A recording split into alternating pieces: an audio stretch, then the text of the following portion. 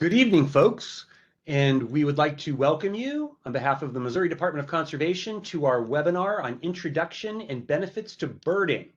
First of all, we want to make sure that you can see and hear us, so let us know through the chat box on the right side of your screen if you can see and hear us. And also, if you have questions throughout this webinar, please ask them by using the chat box on your computer. So let's get started. First, we'd like to really say welcome to our guest expert, Kristen Heathacre, who is Missouri's state ornithologist. So thank you for joining us today. Yeah, thank you. Yeah, talking about an introduction and benefits to birding. Tell us more. And I'm Joe Jarek, your host, so we'll be talking through this whole thing. So as we get intro into birding, let's figure out what, who, why, how, and all the other good stuff. Yeah. Kristen? Yeah, this webinar is going to cover everything you'll need to get started birding. It's the who, what, when, where, why, what is birding, who can bird, spoiler, anybody. Just get comfortable, get a snack. Yeah, exactly. So sit back, grab a snack, and I hope you enjoy. Right, and this is all leading up to, again, our Missouri Birding Challenge, which is the first one of its kind, and it's coming up in May, and we'll talk about that a little bit more in this webinar.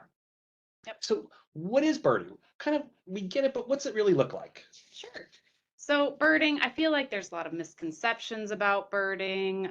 People think of perhaps like the movie The Big Year with Owen Wilson, Steve Martin, where people are highly competitive, older generation. They have a lot of money, they can travel a lot, but really birding's a little different than that. So you don't need expensive equipment. You can be a kid, you can be a teenager hiking along the trails. You can be a person with a disability. Anyone can bird. And the point here is birding is for everyone. Birding can be very accessible and yeah, that. Right, we're going to talk about how easy it is. It doesn't require a lot. Exactly. So birding doesn't also have to be in these beautiful natural areas. You don't have to hop on a plane to get there. It can be in your own backyard. You can put up a bird feeder and attract those birds to you. These kind of birds are beautiful, very common: hummingbirds, American goldfinch. Upper right, we see the American goldfinch. And is that a cardinal going through some molting? That's a house finch. House finch, a red house finch. Yes. Okay, and then we have the traditional hummingbird in the center. And dark-eyed junco. Dark-eyed junco, Yes. Which is a common winter exactly visitor. That's what I was going to say. You don't have to bird just in the summer or the breeding season or the spring. You can bird in the winter too.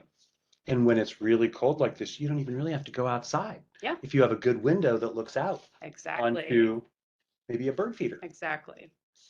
And so birding is, because it's accessible, because it's for everyone, birding is on the rise. It's actually the fastest growing outdoor activity in the country. That's amazing. Yeah. Why is that? Well, we have theories, and we know that birding is on the rise because of one reason is we know because of eBird. So eBird is a mobile birding app that you can record your bird detections, what birds you see, where you see them, when you see them. And a few years ago, this birding really skyrocketed in spring, early summer. If you can kind of we were all locked up during that darn pandemic. Exactly. And we couldn't really get out. So we developed a lot of new hobbies and activities, including birding. So new registrations during this time for eBird, yard lists were up 900%. 900%. Yeah. So that really is amazing. Really skyrocketed. Right? And because it's a great activity that you can do kind of by yourself or with people who you were quarantined with, and you could do it at home, out the window. You can get to remote places where you don't have to worry about other people, distancing, things like that. Yes, exactly. Social distancing and birding can go hand in hand. Right. All right. So, and then we see, lockdown coincided with spring migration. Yeah, lockdown also coincided with spring migration. This is when we know that birds are plentiful. Species of birds are, migrating through in the spring. They're migrating back north to their breeding grounds. And so people had lots of good birds to see during this time. And also online. So Cornell Lab of Ornithology's live bird cams also increased, their use increased by 45%. Wow, and we could see June 2020, that really spiked. Yes, exactly. So we know anybody could bird really, it doesn't take a lot, but so why? What are the benefits of birding? Exactly. So it's turns out it's really good for your mental and physical health. Really? Yeah. So if you are feeling a little bit stressed, perhaps you're a little, We could relate to this as a little burrowing owl, right? that's a great horned owl, Okay, actually. great horned owl. A young one. Okay, a young one. Perhaps you're feeling a little grumpy. The kids are driving you nuts. You need to get outside. It's wintertime snowy owl. Yeah, exactly. Perhaps you're feeling a little tired or depressed. You know, it's Mhm. winter, the dregs of winter. It's so hard to get through. This is my favorite. Burr. Yeah, Burr. How many of us feel like this blue heron right now? exactly. Perhaps you're feeling a little lonely, or you need a little stimulation in your life. Birding has known effects for good effects for your health. And so we know these things. We know that birding can decrease symptoms of depression and anxiety. We know that it can improve your mood, promote relaxation, improve attention span. It can help enhance your memory, which I know I need. I hear you, right? And it can also help you connect with other people and form bonds and friendships, because often you don't want to bird alone. You want to bird with a friend. You want to bird with other people. So that if you're feeling a little lonely, birding can be a really great activity. And you don't have to, but oftentimes it takes people outside on trails into nature. So then you have the physical activity. Exactly. So walking, we all know, is good for your health. So it's good for us, but it's not just our words. This is some solid science and research that's showing. Exactly. So we know that this is backed by science. Recent studies, have actually shown that birding is better for your mental health than just simply going for a hike. So if you love to go hiking, adding that extra bird factor can make it even better. It's kind of like the multivitamin of a really healthy diet. Yes. It just really further enhances it. So yay. All right. And it's not just good for our physical and mental health. It's also good for local business and good for the economy. Bird watching generates almost 100 billion, it's billion with a B, in economic impacts, and more than 45 million people in the US watch birds. And I said before, this number is on the rise, so this is only going to get better. So things like buying a field guide from a local store, buying binoculars or a scope, traveling to a close or distant nature area or birding destination, all these things You can. may have to get fuel, stop for meals, stay over. Exactly. Nature and outdoor activities really do impact local economies immensely. And, birding, any idea in Missouri? We don't have exact numbers for Missouri. This is nationwide, but really what's happening nationwide is kind of being mimicked in Missouri. Exactly. Yep. Yes. And it's not only necessarily good for business, but when we go, it can be good for birds too if you're supporting the natural areas where their good habitat is. If you're supporting businesses and agencies that have best practices for bird conservation, this is all good for birds too. Yeah. So, right. How do we get started? It seems so simple, but I like watching birds as I'm walking my dogs and things, but I don't consider myself a bird watcher. How do I kind of take that next step? Yeah. So I think number one, first and foremost, you need a buddy.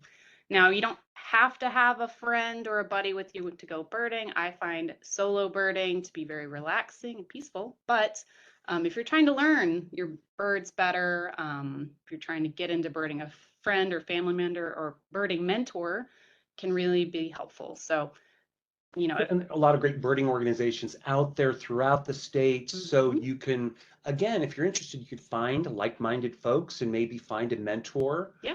Or again, this is another great social opportunity. Yeah, there are great Audubon societies throughout the state.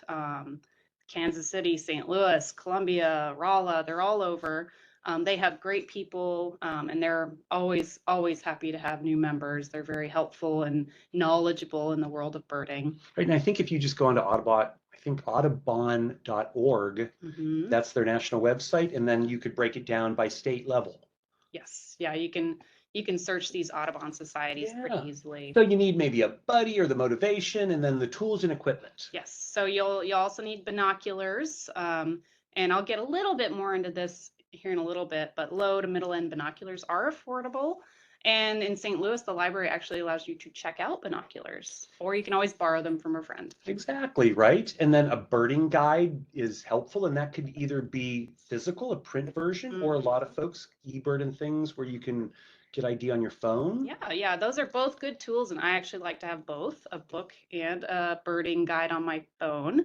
And I also have a little more information on that here in a second. But lastly, a good attitude is very important because birding requires patience. And so being positive and persevering to find those birds is important. And when you're out birding, it could be a while. I mean, it's so nice to just spend hours if you have them just out there, and books don't run out of battery life, right? There you go. That's a very good point. So a good guide, binoculars. Yeah, people might be a little intimidated, but let's talk more about kind of what you need. Yeah, so binoculars are a must-have, I think, for birding. Brands to look for when you're out shopping, if you are.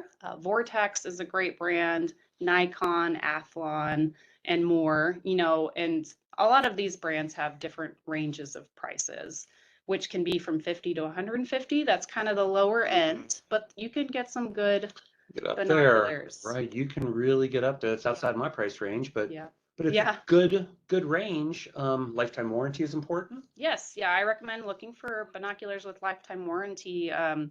If an eyepiece goes loose, if the stops focusing, a lot of these brands will actually replace or repair your binoculars for free. So if you want to invest in a good pair or a decent pair for the next decade or so, I'd recommend lifetime warranty definitely. Good. And some specifications on those. Yeah, so if you're looking for binoculars, 8x42s and 10x42s, look for those numbers. So that's the magnification. So it's 8-time magnification or 10 times, and then the lens diameter is what, 42 millimeters. Yeah. And that'll give you a nice bright image, but with the binoculars are light, mobile, easy to pack away in your backpack, easy to carry around. So that it balances those two. Okay, and then they help you get really up close and personal to help identify some amazing birds like this one. Yeah, painted bunting. This is a rare one, but it is known to be in Missouri. Yes. So that's a good one to look out for. Beautiful. It's like a flying crayon box. Really is. When might we see those? Are they, do you know, are they? Oh, those are going to be during spring Okay. or in summer. Yeah, Okay, if so they do show they're up. kind of visitors for summer breeding. Yeah. All right, so binoculars, we got that covered. Birding guides, there's a lot out there. There are. What should we be looking for? What do you recommend? Well, my favorite is Merlin. This is a free app, which is one of the reasons it's my favorite. All the better. Yes. And it actually has photo and song ID. So if you take a photo of a bird with your phone and it miraculously is good enough to ID, it's tough, but if you happen to catch one, it can actually help you identify the bird, and it can help identify songs of birds while they're singing. That's one of those things that, I don't know, maybe we overlook a little bit because we think visually we want to see the birds and the beautiful colors, but we're also out there listening. Yes. And those songs are a critical part of learning to bird and identifying those songs. Yes, absolutely. And it can be tough remembering bird song. That's not often the way we remember things. So lots of practice and help. So this app is very useful to help identify songs and figure out what birds are out there that you might not be seeing. Excellent. And then Audubon, Yep. again, app Audubon. that's free. A free app, a good one. It's got pictures and descriptions. iBird Pro is a good one. It's more technical and it costs $15. I actually have this one. I like it, but it's not for everybody. And the Sibley eGuide to Birds of North America. This is kind of a companion app or guide to these books that you see there in the bottom right, which I highly recommend. I have both of those guides. But again, this one isn't free. It costs Right. $20. And being in Missouri here, we're in the Midwest. Do we look for the Sibley Birds East or the Sibley Birds West? We want the Sibley Birds East. Okay. Yep. East of the Rocky Mountains. Let's consider that. There you go. All right. And while we are at it, Mike would like to know, where would he maybe see a painted bunting in Missouri when they visit? Well, they show up. You never know when they're going to show up. Probably in the southern part of the state. But a good way to actually track these rare birds is to use eBird, and they have a rare bird alert, and so painted buntings will actually pop up. So you can kind of get on a list if one's spotted in Yep. your area or And something. you can track specific species. Cool. That is great information. So Mike, if you're interested in the painted bunting, if you get on eBird, was it? eBird, yep. They could help you find them. There you go. All right. So the nitty-gritty of it, getting to know kind of who are your regulars when this is more the expert. Yeah. Tips. So these are things to do if you're getting started. Really get to know the regulars around your favorite spot. You know, some birds in your neighborhood are common, year-round residents. And by learning to identify these birds by sight and sound, you can actually help recognize when rare birds pop along. And that's the really exciting part of birding, is when you get new birds, exciting birds. All birds are exciting, but new sightings are really fun. Oh, sure. And it's kind of like family and friends. You love the regulars and everything, but when a special guest visits, Yes, it's a little more exciting. exactly. So, and where do you find a good spot? Yeah, so second is to find a good spot where two habitats meet. And what I mean by that is like the edge of a forest or a prairie, because you're going to see more species, more diverse species where two habitats are, and look for water. So streams, ponds, mud flats, and even a water, a bird bath in your backyard. Right, and Those how are good you're places to describing see. this seems like this could be a backyard where open lawn and trees, or city parks. This speaks a lot to me, like maybe Like, local parks where there's a pond and there's big, even like soccer fields or open fields with trees around them, yep. or maybe a more kind of undeveloped field area. But yeah, Yep. you could find it just about anywhere. Yeah. You don't have to go to middle of nowhere to find these. Right, in times of day, what may be better than others? So I'm sorry to all the non-morning people out there, but morning is definitely the time of day to go birding. So that's when they're singing, they're eating, they're more active. You're more likely to see them and hear them. And when we're talking morning, are we talking dawn? Yep, dawn or a little after, just, 6 a.m. to 10 a.m. is a good, time Good to morning time, target. right? You don't want to bird in the middle of the hot day, for example. But even during the dusk, you can see some really cool birds, hear some cool birds, like Eastern whippoorwill is a good one Right. to listen for. And Right. What about night? Is there any what are some birds at night maybe? yeah, if you go out at night, you might hear some owls. That's a great time to go owling, as we Cool. call it. Excellent. And then time of year, we talked pretty much any time of year. Depends on the bird. Yes, any time of year. The kind of highlights are spring and fall migration. I'll talk a little more about that here in a little bit. You also want to blend in. You don't want to be loud. You don't want to wear bright colors to alert birds to your presence. So blend in, be patient, wait for those birds to, um, pop out of the foliage. They will eventually. Right. And when we talk blending in, a lot of times if you're a hunter out there, you might, camo and things like that. Birds have really good vision, don't they? They could see in do. colors even Yes. beyond what we could see in. Yep. So those bright colors might really kind of attract that attention more. Yep, to keep that in mind, definitely. And take notes. Birders like to have life lists, for example. It helps them keep track of the birds they've seen. It can be motivating. You want to get to 100 birds, 200 birds, 300 birds. Okay. So it helps motivate you to get out and practice. Keep practicing, you'll get better, and it'll get even more fun. All right, so if we take a quick review here, so if we're going to go out and bird, we want some binoculars. We want to have a guide of some kind, either a physical book or on your phone, Yeah. or Yep. both preferably. Mm-hmm. You might want a notebook or something, again, to take notes and create your lists. Mm-hmm. So, and then perhaps a small backpack or something to keep all of that in, and always consider taking water, and depending on the season, dress appropriately for the weather and sunscreen and all of that. You got it. And practice. Yep. And be responsible. Yes. Yep. American Birding Association has really good tenets of birding ethics.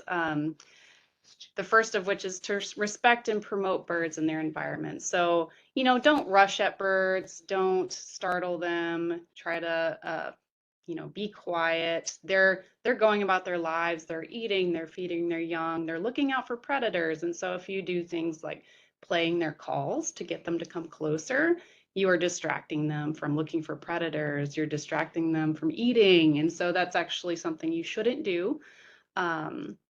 Two is to respect and promote the birding community and its individual members. You know, we all want more birders out there and we want to be respectful. You know, we're not exactly competing. You know, we're all in it together and we're all enjoying birds together. So be respectful of the community and of the laws and rights of others. So that third one. Yeah. And so just getting back to number 2 real quickly. So if you're in a popular area, there's a unique bird perhaps, don't be greedy, get what you need, take that look, all of that, and then let others come in and do that also. Yeah, exactly. So that, we mentioned notes. What type of notes are birders typically taking outside of like the species, the location, etc.? John would like to know. You know, birding lists are generally just that, species, location, the timing. Kind of what you want to know and remember about it. Yeah, exactly. It can be whatever you want. And, you know, whatever's most meaningful to you. I don't want to get too much into eBird during this, this webinar, but eBird is actually a really fantastic way to track the birds that you've seen. It will keep a list and it will record literally everything about that exact location, timing, things like that. Right. So. And John and others, if you're more interested, just please note that we will be doing a whole webinar on eBird. Yes. Coming up with our U.S. Fish and Wildlife Service ornithologist, Sarah Kendrick. That's Thursday, February 13th from 6 to 7. And that is about eBird and citizen science. So you can learn more about that then. When we were talking quickly, the rights and the laws and things with birding, a couple things people might not know that are incredibly important. For example, you cannot possess feathers or parts or anything from any bird. Yes, any kind of native migratory bird. That includes songbirds, such as orioles and the buntings and those beautiful birds, but that also includes owls, raptors, such as hawks or eagles. So just to be clear, you cannot keep feathers. Yep. If you find a dead bird, you can't keep that. Yes, that's correct. You should not disturb nests, even if they're old. Yep. Or eggs, even if they're kind of hatched and laying around. That's correct. Yeah, this is all. Leave it be. This all falls under the Migratory Bird Treaty Act, which is a federal law that protects birds, and so it's protecting those birds from collection of feathers, eggs, which, you know, if there were, for example, trades that. And unfortunately, back hundreds of years ago, people did that for the hat markets and different markets where they killed beautiful birds by the millions and used their feathers for things, and we've learned lessons. So now, folks, leave it be. Yes, exactly. That law is there to prevent that. So right. And again, we could do this just about anywhere. Yep. Yeah, and we've gone into this a little bit, but backyards, urban areas, parks, you know, city parks are great places. I like to think of, you know, New York City Central Park. That's a birding mecca. Natural public spaces. MDC has many conservation areas and natural areas. We actually have, more than 1,000 conservation areas throughout the state. And from anywhere in Missouri, you are within a 30-minute drive to a conservation or natural area. It might not be the ideal one that you want, but there's a lot out there, folks. They're easy to find. You could go onto mdc.mo.gov and search places to go and things to do, which includes birding. Yes, exactly. Birds are everywhere.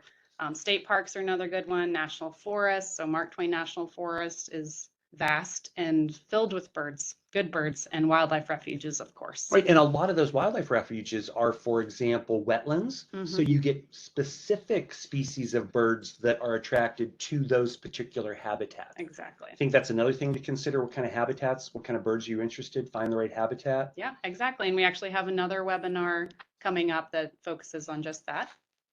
This photo here is, I believe, Little Lost Creek, and there's just, even if you're standing on one spot, you can have glades, forests, you can see many species of birds in a spot like this. It's just beautiful. Yeah. And MDC actually has a really great tool specifically to find great birding spots called the Missouri Birding Trail. Online at this website, you can go to and look at the interactive map.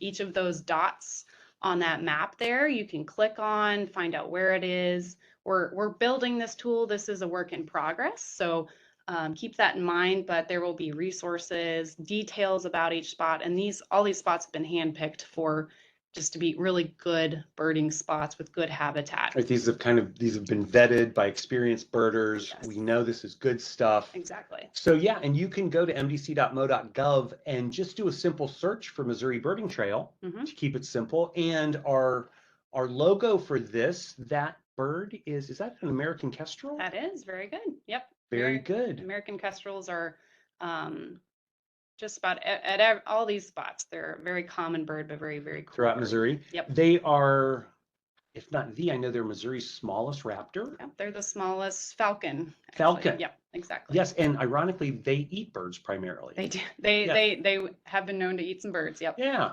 So, and it's just a beautiful, beautiful bird and great to see. So these are some really great spots throughout the state. What do the different colors mean? Oh, the different colors are ownership. So Cindy would like to know that. Thank you, Cindy. yeah, so that red, for example, is a city-owned property. I forget the specific colors, but they coordinate to, for example, MDC-owned property, Right. federal, Fish and Wildlife refuges and things like that. Okay, good. And once you go to Missouri Birding Trail, it's all explained there. This is just that quick visual to let you know, folks, there are great places all throughout the state.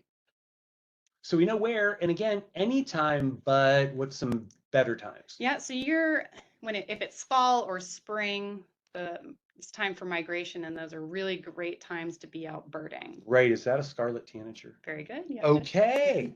All right, and that's a migratory bird. Yes, it is. Yeah, they breed in Missouri, but they also migrate through Missouri, moving north and south. So during spring and fall, you can see lots of these guys. Migration varies between species, but spring is generally begins in March and peaks mid-April to mid-May. And fall migration starts mid-August and lasts through October. Okay, so those are really some great times to see a big diversity of birds. Again, folks, if you have any questions, please share them in the chat box and Kristen will do her best to answer them. This seminar or this webinar and the others are leading up again to the first ever Missouri Birding Challenge. Tell us about that. Yeah, so this is very exciting. It's our first ever birding competition. Starts on May 1st. Friendly competition. Friendly. Everybody could win. Yes, anyone could win. Beginner, intermediate, or expert. There's different categories, and if you complete a category, you can win fun prizes like binoculars, gift cards, scopes. We'll have advanced, beginner. We'll have categories for kids. And this is all using the app eBird. So I talked about that a few times throughout this webinar. And that's to track the birds that you see and hear. This is in a way to encourage everyone to explore Missouri's public natural areas or even bird from your backyard. There is a backyard birding category. And you can learn more about this through our website or the Birding Challenge webinar series. We're going to talk more about it. Right. So we have a lot of opportunities to educate you as we're coming up. Now, again, that's May 1st to 15th. Registration will open the 1st. So you could go to the website now and get more information, but you can't register. Correct. And I know there's a box kind of up in the right corner to register. Yep. Everything else is available now. Karen does want to know, quick question, when does spring migration begin for hummingbirds, and then when does fall while we're at it? For hummingbirds, you're going to start to see them, I think, mid to late April. And what was the second question? And then when do they leave? When do they leave? Oh, it depends. Some birds really stick around a long time, through October. It depends on the age and sex of that bird, but the hummingbirds. The hummingbirds. Yeah. They'll start leaving August, September. So it's not in mass. It's kind of over time. So leave your hummingbird feeders up. Yeah, you can leave them up through October. Through October, yep. Right. Okay. And we talked about the Missouri Birding Challenge. We have some more webinars coming up to get folks ready for this. So what do we have? So coming up is more about eBird and citizen science. Sarah Kendrick will be talking about that. She's the migratory bird biologist from U.S. Fish and Wildlife on February 13th. She will also go into common Missouri birds, so bird ID and common habitats in Missouri, and talk about why Missouri is such a great place to bird and be a bird. That's on March 6th. And I will be talking about migration. So full annual cycle bird conservation, migration, when it starts, why birds migrate, where birds in Missouri migrate. That's on April 3rd, and why we should be doing research and studying about them. And lastly, Dana Ripper with Missouri River Bird Observatory will be talking about 7 simple actions to help birds, because many species of birds are on the decline. And there are many ways for you at home to take part in bird conservation. Right. And that's a serious issue because something like 30 million. I mean, birds on decline, it is an astronomical number. Yes, exactly. There was a study that came out in 2019 that showed that we've lost nearly a net loss of 3 billion birds 3 billion, right? in North America since 1970, and it's alarming. Oh, it is alarming. But there is hope, and the 7 Simple Actions webinar will help let you know what you can do. Right, and we want to do this because birds are awesome. Exactly. I mean, yeah, what is it? I know it's the red something blackbird. Red-winged blackbird. Red-winged blackbird, yeah. Yes. And you could see kind of the orange and white. So that, let's see, Beth Ann was asking, she recently spotted ringneck ducks this week. Is that really early or late migration due to the recent winter weather? Pop quiz, sorry. Ringneck ducks. We might have to get back to you on that. Yeah, I might have to get back to you on that. But yeah, weather is definitely affects when birds show up during spring or fall. So there's always outliers. And oh, sure. And again, you could visit us, mdc.mo.gov, and you could check out our online field guide. And you can then also go to some other websites to really look for ringneck ducks and get more of that information and that detail. Yep. One of the ways we talk about maybe helping birds is by feeding them. That attracts them to your backyard feeder. It helps you see them, listen to their songs, things like that. Mm-hmm. Are there some downsides or don'ts with bird feeding? Yeah. Not to lead the expert here, but when should you really not maybe put feeders out or feed birds, especially if you're kind of out in more rural parts in the southern half of the state where there could be black bears, yes, for example? Yeah, so be bear aware. If you are in a rural part of the state in the country, you might take in your bird feeders during the summer months when bears aren't hibernating, and not to worry. If you put up your bird feeders, the birds are going to be fine. They do enjoy your bird feeders, but they will go find the food and they'll be okay. Right, and especially during those months. So you don't want to feed birds kind of from April through November when the black bears, if they're in the air, they're active. Mm-hmm. During the winter, bears are sleeping, feed the birds. Yeah. And this doesn't apply to everybody, folks. It's just kind of a general piece of advice to avoid some conflict. Yes, exactly. Right. And the other thing when feeding birds, some cleanliness or health issues, because one of the things people often see, and I've seen it unfortunately, conjunctivitis, I think, where their eyes are all crusted over. Mm-hmm. And they look okay and they're trying to fly, but they can't see, and it's really sad. So how do we prevent that? Yeah, so if you do see that at your bird feeder, and unfortunately it can be pretty common, you want to take down that bird feeder immediately and clean it with hot soapy water, maybe a little dilute bleach, and maybe keep it down for a week or so to, let those birds out of the area, and then put it back up and see if everything is okay.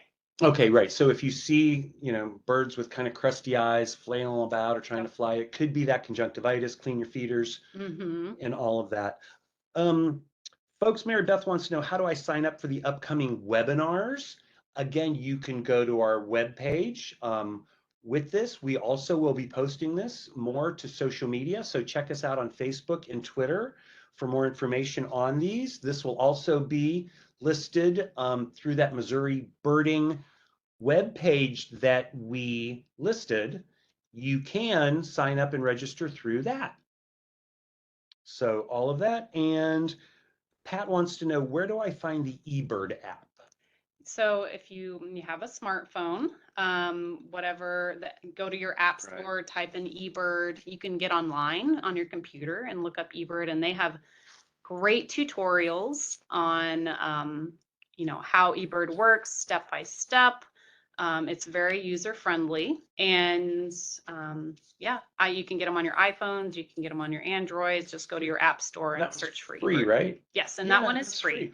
And just come back and join us on Thursday, February 13th at 6 o'clock to learn all you want to know about eBird and citizen science. Yep, exactly. So folks, again, if you have any additional questions, we encourage you to ask them through the chat box on your computer screen, and we have some time, and we'll keep talking and answering questions as long as we get them.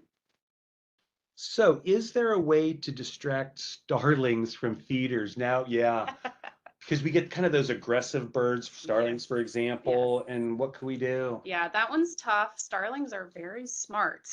They're smart birds. So really the best way to prevent starlings from your feeder is to take them down for a while, and they will move on and ideally forget and just move out of the area, because they're sticking around. They've got a good food source. They're not going to go. And they're in mass numbers. Yes. And they will just move on because they're not resident locals. Yeah, birds follow the food. They're very smart. So you might want to take down your feeder for a little while. And they'll move on, and your local birds, your residents, will stick around, and they'll come back. Yeah. Right.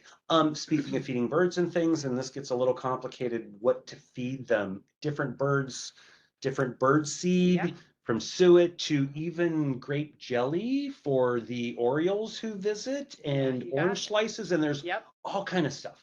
But what generally should people look for in a quality bird seed? You're going to want to look for good amount of sunflower seeds. Those have a lot of nutrition. The black sunflower seeds. Yeah, the black sunflower seeds. Not just tons of millet. Those are those little white seeds. Little tiny round pellets. Exactly. Those aren't going to have as much nutrition. Okay. And Jill wants to know, we know the answer, is bread good for birds? No, bread is not good for birds. No. Yeah, don't give bread to ducks. Don't give bread to birds. It has no nutritional value. It's actually bad for them. So that's a great question. And in addition to birding, folks do like to feed the birds, or think families at the local pond wanting to feed the ducks. So if there are waterfowl there and you want to feed them, what are some better items? Like I heard grapes or frozen peas are really good. Mm-hmm. So instead of bread. Those are good options. Something that you would feed chickens, like chicken scratch is okay. Okay. And peanuts. Peanuts for blue jays, is that a? Yeah, they love peanuts. Yeah. So if you want to attract blue jays, peanuts are the thing. Suet, which is kind of that animal fat, that hard lard, that's really good for woodpeckers, I think, attracting them. Yep, exactly. And we talked about grape jelly is that weird but cool thing for Baltimore Orioles. Yeah, so Orioles are attracted to the fruits, the bright colors. If you want to put out orange slices, right?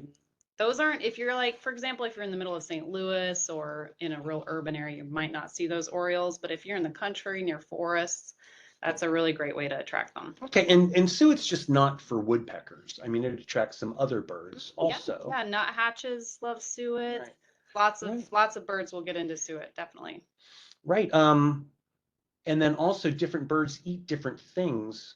For example, hummingbirds. We always think the nectar, and they primarily eat that nectar, but when they're raising young, those baby birds are eating bugs. Yeah. Yep. So they need mealworms, protein, things like that. Mealworms, is that another good thing to put out for certain species? Yeah. Yep.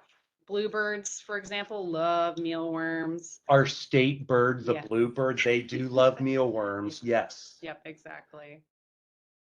Lots of birds will eat mealworms. They're a really good source of nutrition. Good, folks. You are doing a great job with throwing questions at us. Thank you so much. What do I feed snowbirds? snowbirds? I don't know. And maybe, Birds in the snow? or are they referring to the owls? Owls? Those owls.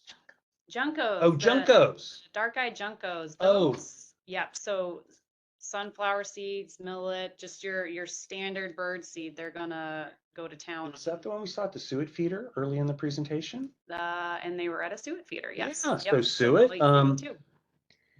Do the hummingbirds remember my feeders each year? They might. Yeah, so birds often come back to the same areas, the same, home ranges. And so it's possible, yeah, that they come back and Yeah, they kind of, that same. they're, think about it, these birds travel, some of them thousands of miles. So they're pretty good at mapping, Yes. Yeah. finding places. So again, folks, keep these questions coming. And I remind you that, again, we have additional webinars coming up on eBird and citizen science, Missouri birds and habitats, the full annual cycle of birds, and then 7 simple actions. Also, let's see, has the Missouri Birding Trail replaced the previous Great Missouri Birding Trail? Yes, Yes. it has. Yeah. So 2.0, new and yeah, improved. it's new and improved 2.0. We moved the website to, Missouri Bird, to MBC's website. We've freshened it up. It's new and improved, but it's essentially the same trail, the same locations. Right. But again, 2.0, new and improved. Yep. All right, folks. Well, can we remind you to join us for these upcoming? And Dan wants to know,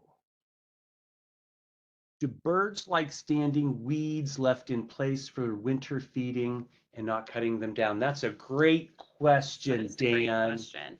So especially if these weeds are native plants, these birds love that. They stick around, and that's their source of food. In the winter when it's snowy and those weeds are sticking out of the snow, for example, there's no insects. So yes. Right. And I will tell you, I'm a personal gardener. I love native plants.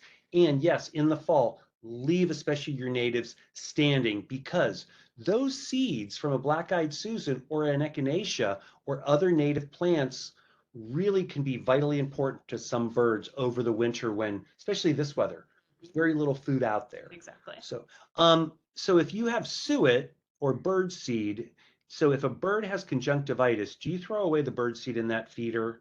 Yes. And the suet that's hanging? Yes. Yeah. I would throw away anything that bird may Clean it all out Mhm. because it's going to be cross-contaminated. Yeah. So start fresh. Yep. Thank you for that question. Do you have any more questions out there, folks? I think we've kind of answered them. So again, thank you for joining us, folks, on Introduction and Benefits to Birding. Kristen, thank you so much Yeah, you're for welcome. bringing your expertise and enjoyment and fun facts and knowledge to us.